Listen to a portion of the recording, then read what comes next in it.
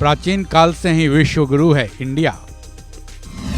हड़प्पा सभ्यता है सबसे बड़ा सबूत। पूरी दुनिया है हड़प्पा सभ्यता की मुरीद। अगर हम कहें जब पूरी दुनिया जंगली और गांव परिवेश वाली जिंदगी जी रही थी, उसी काल में इंडिया में एक ऐसी सभ्यता विकसित हो चुकी थी जो आज के ज़माने में मॉडर्न टाउन को कड़ी टक्कर दे रही थी, तो फिर आपका क्या रिएक्शन होगा? शायद आप ये तक कह बैठें कि ये पूरी तरह से झूठ बात है। तो चलिए दूसरी बात करते हैं। अगर ये कहा जाए आज जो इंडिया के विश्व गुरु बन चुके होने या फिर बनने की बातें चल रही हैं, प्राचीन काल से ही इंडिया विश्व गुरु है। अगर हमारी इन दोनों बातों पर यकीन नहीं हो रहा हो तो इस वीडियो को पूरा देखना बेहद ज़रूरी है, क्योंकि ये दोनों बातें पूरी तरह से सही हैं और एक दूसरे को एक ही जगह पर केंद्रित करती हैं। वो केंद्र है हड़प्पा सभ्यता। ये वही सभ्यता है जिसके बारे में जब पूरी दुनिया ने जाना तो उसकी मुरीद हो गई, क्योंकि इस सभ्यता में उस वक्त ही वो चीज़ें सोच ली गई थी जो आज के ज़माने में भी मॉडर्न ही माना जाता है। तो चलिए जानते हैं हड़प्पा सभ्यता के बारे में ऐसा क्यों कहा जा रहा है। हजारों साल पुरानी है हड़प्पा सभ्यता। प्राचीन शब्द हमें इतिहास के पन्नों के जरिए सदियों पुराने साल में ले जाता है। हड़प्पा सभ्यता भी इसी कड़ी में शुमार है। हालांकि इस सभ्यता के होने के पक्के वक्त के बारे में इतिहासकारों में एक मत भी नहीं है, लेकिन साइंस ने इसका पूरा तो नहीं लेकिन आसपास का अनुमान जरूर लगा लिया है। कार्बन डेटिंग पद्धति के जरिए इसका काल 2500 ईसा पूर्व से लेकर 1700 ईसा पूर्व का होने का अनुमान लगाया है। आज के हिसाब से बात करें तो ये समय तकरीबन 4 या 5000 साल पहले की होगी। वहीं इतने साल पहले भी इसको विकसित अवस्था में बताया गया है। टाउन प्लानिंग हड़प्पा की सबसे बड़ी खासियत। टाउन प्लानिंग के मामले में हड़प्पा सभ्यता उस काल में ही बहुत आगे थी। हड़प्पा की शहरी सभ्यता आज के शहरों की प्लानिंग की आधुनिकता के मामले में मात दे सकते हैं, क्योंकि हड़प्पा के शहरों के निर्माण के वक्त हर उन चीज़ों का ख्याल रखा गया था जिससे यहाँ के लोगों को रहने में किसी भी तरह की समस्या न आए। मसलन पानी की निकासी के लिए बनाई गई बड़ी छोटी परफेक्ट नालियाँ, इसकी चतुर्भुज आकार की नालियाँ। इतना ही नहीं, हड़प्पा काल में व्यापार की भी उत्तम व्यवस्था थी।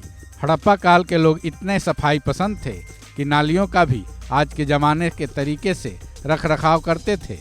इसके लिए नालियों को पत्थर की पट्टियों से ढककर रखे जाते थे। हड़प्पा काल के पक्के मकान, जरा सोचिए, जो नालियों का इतना ख्याल रखता होगा वो अपने घर का कितना ख्याल रखेगा। हड़प्पा सभ्यता के लोग अपने मकानों पर भी खासा ध्यान देते थे। जरा सोचिए, उस वक्त ही हड़प्पा के लोगों ने पक्के मकान बना लिए थे। उस काल के पक्के मकान ईंटों से बनाए जाते थे। ये मकान काफ़ी नपी तुली और एक तय आकार की होती थी, जिनका रेशियो 2:4 था। इतना ही नहीं, इन मकानों में अन्न रखने के लिए अलग से अन्नागार भी बनाए गए थे। हड़प्पा काल के मकानों को पूरी तरह से वैज्ञानिक तरीके से बनाए गए थे, जिसके अवशेषों के जरिए इसका पता लगाया जा चुका है।